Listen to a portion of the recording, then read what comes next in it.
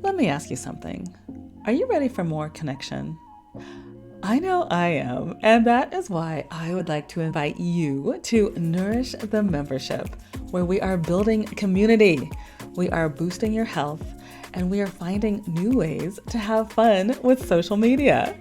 Get access to exclusive workshops and expert insights teaching you how to create irresistible content in a supportive environment.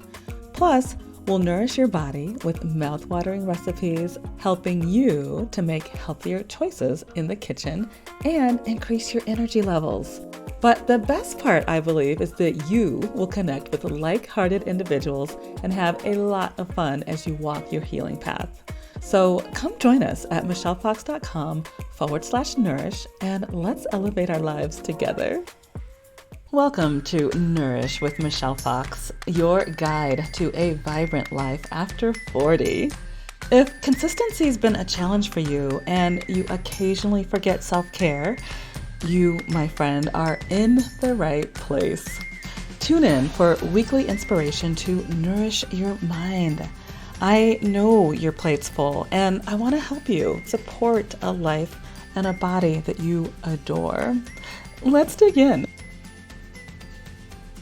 Hello, and welcome to a shorty episode of Nourish with Michelle Fox. I am thrilled to be able to be in your earbuds. If you're watching me on YouTube, to be in your eyes. As you can see, I'm wearing a nice festive green to go along with the holidays. Here in our household, we do celebrate Christmas, and we have a deep respect for all faith traditions and the things that you may be celebrating as well. But I want to step into your space to talk about some easy self-care tips during this time of the year. If you are like me, you need not one, but maybe 10,000 reminders to take a freaking break and to take care of yourself. And so, yes, I may talk about nutrition every single day, but I promise you, my friend, everything that I'm saying is typically something that I need to be hearing that day as well. And so while today we're not going to get into specifics on nutrition, although the mama bear in me is already saying, like screaming out, drink more water, drink more water, drink more water. And I'm sure my daughter would be rolling her eyes because she knows that's the answer to everything. You have a sore throat?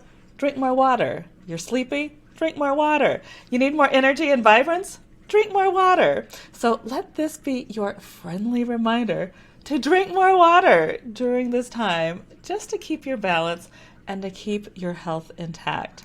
So that's just a little PSA. But what I actually want to get into are 4 items. As I was meditating on this episode, I was thinking, what would be the most impactful for my community, and what is something that I need to be reminded of? And so before I step into the 4 things that immediately came to mind, I actually want to share a story with you. This one's pretty close to the heart, so I'm going to kind of be deliberate in the words that I use and the pacing that I bring to it. It was about a year and a half into Steve and I's relationship. We were newly dating, although a year and a half, I don't know if that's still considered newly. But we were dating, and at that point, we knew it was serious. Like, we knew that we would be together forever.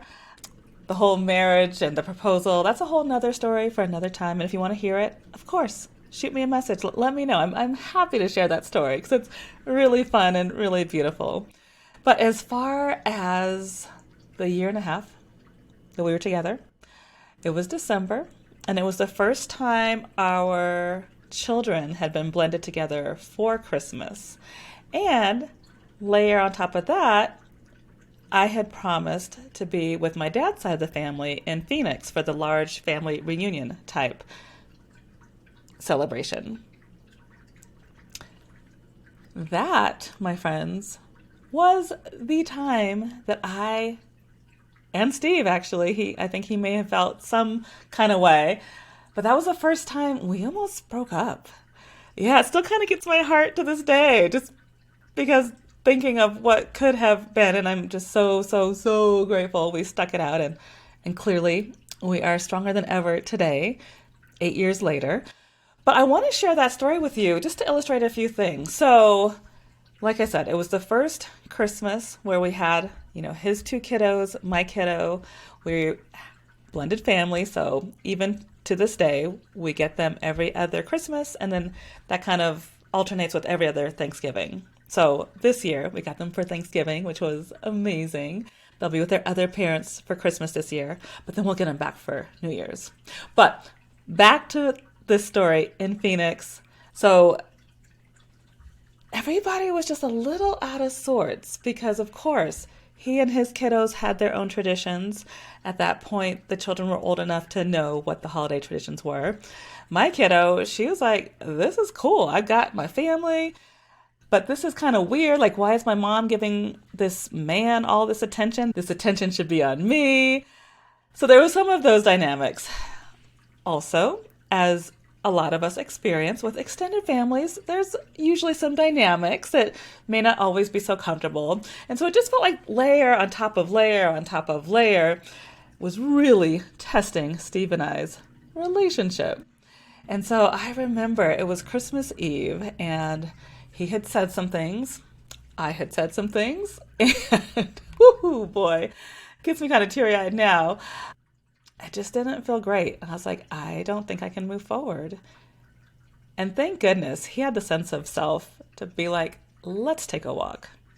And that's exactly what we did. We walked around. We were staying at my cousin's house at the time. He and I asked for the adults to watch the kiddos for us.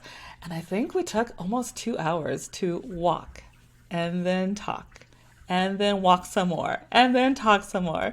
And we got it worked out. The main reason I'm sharing this with you is, one, just to let you in a little bit more into my world. I want you to know it's not all roses and sunshine over here in my world all of the time.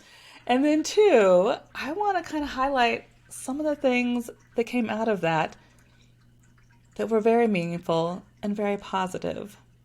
One, we moved our bodies. Yes, I have to admit it was Steve's idea to begin with, but I was there too, and I was doing the walking and I was doing the talking. But moving our bodies helped to get some of those emotions out and not make them feel so present of mind. And so, speaking of mind, that was a mindfulness practice. So we were walking it out. Two, we were talking, and we both got really curious about each other's perspectives. I didn't know certain things. And of course, I'm going to be careful here. I'm not going to share his business and his family's business, but I didn't know certain things about his traditions and his attachment to certain traditions. And then he didn't know certain layers that were happening with me and dynamics in my family at the time that were there in Phoenix. And so it was just so wonderful that we were able to be curious about where we were coming from.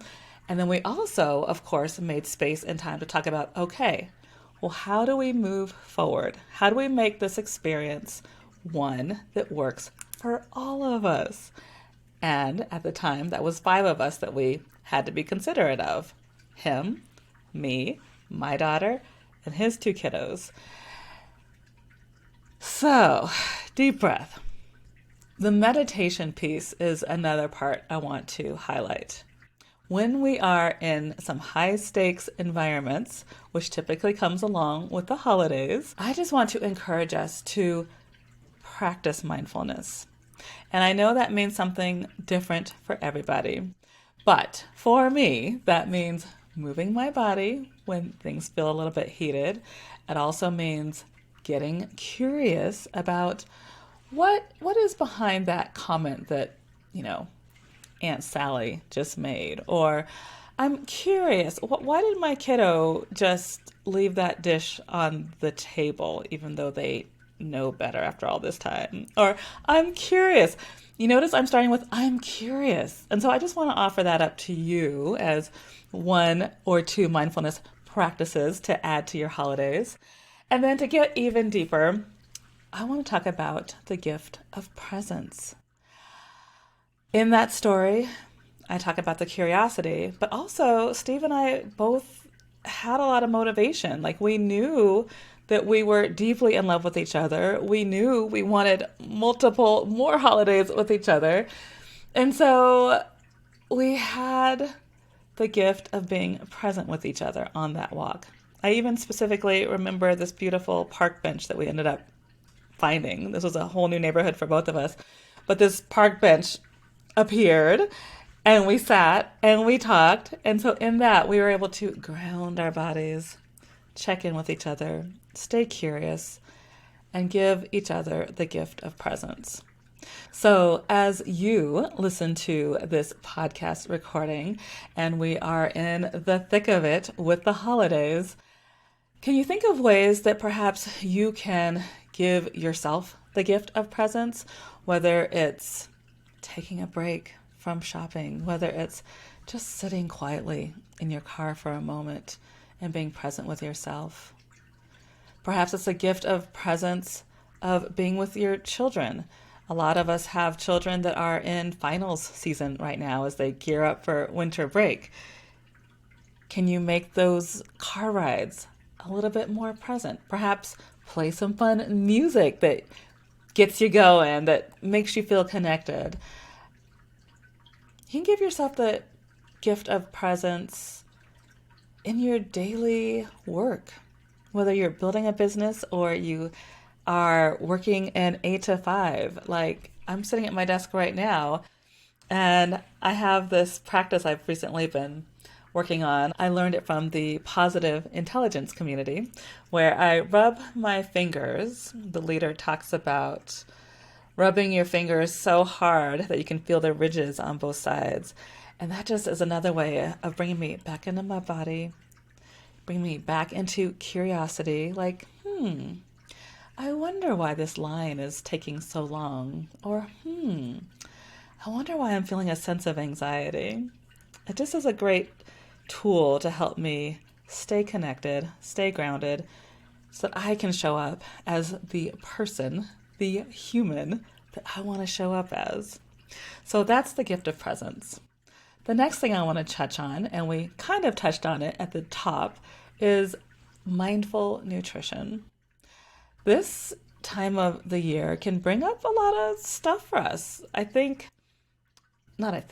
know a lot of people that I talk to, we have been trained and or conditioned to use food as comfort. I'm sure if I say holiday, memory pops up. Like if I say Thanksgiving, what pops up for you? I would be shocked if it's not food related, because I will just tell you, in my mind, when I said that, pumpkin pie came up. I don't even eat pumpkin pie. I really like it. But I make a really delicious sweet potato pie, gluten-free, sugar-free, dairy-free. If you want the recipe for that, just let me know. You know your girl will hook you up. But all that to say, holidays, we're often thinking about food and, oh, I ate too much, or, oh, I didn't eat enough. I want you to hear my voice and give yourself just a bit more permission to eat the way you want to eat. And I'm not saying go for gold. I'm not saying overdo it. But I'm saying I think we have been hard enough on ourselves over all these years. Like, will you give yourself a break? And yes, I'm talking to myself there as well. I will admit, I ate a little bit more than I was planning on Thanksgiving. And this year was a little different. Like, I wasn't hard on myself. I was just like, okay, got it. I see you, Michelle. Clearly you wanted that extra serving of gluten-free stuffing. Mom made it, and it was delicious. So, that doesn't count, right? Thank you, Mom, by the way. It was so good. All that to say, things are coming up. If you need more support in that area, please consider joining our community. We have Nourish the membership. The doors are open. Our first class is January 9th. The first month, we're actually talking about social media, and I will be teaching tools to help you feel more confident on social media. And somebody asked me, well, why aren't you talking about weight loss and food in January? I purposely am not talking about it because, to the point of this second point of mindful nutrition, I think people get a little over anxious, over excited, over everything at the top of the year. We talk about doing, New Year's resolutions, and then there's the big push, don't do New Year's resolutions. But you still have those voices in your head saying, well, I want to do better this year and I got to do everything right. And I'm like, no, no. We're not going to have pressure this January. We're going to have fun. We're going to have fun with social media. And then come February, we will have had the time to build up the stamina, but also build up our mindset, because we'll be getting ready for it. That yes, in February, we absolutely will be talking about body and how to either lose weight and or maintain weight, but in a healthy and vibrant way. And so I truly hope you look into this and join us. It's going to be an amazing 2024. And so that's Nourish the membership. You just go to michellefox.com/nourish and you'll see all of the goodies I have planned for you in 2024. michellefox.com/nourish. Head over there.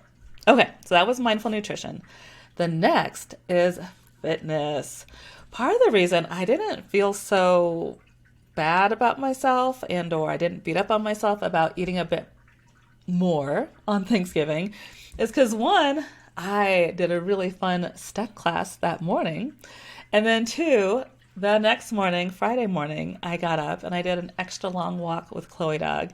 And I was just giving a lot of thanks and gratitude for my body, for this vessel that houses all the energy that I have and that I put out in the world and that obviously I take in sometimes with the anxiety piece.